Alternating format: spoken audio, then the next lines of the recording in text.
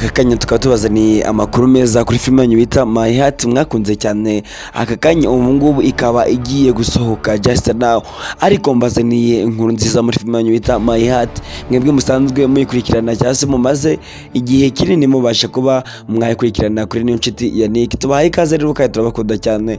Niyo mpamvu tubasha kuba twabahereza ibiganiro bishya ndetse n'amakuru masha kugira ngo tubashe kuba twabagezaho inkuru nziza muri filime yanyu bita My Heart.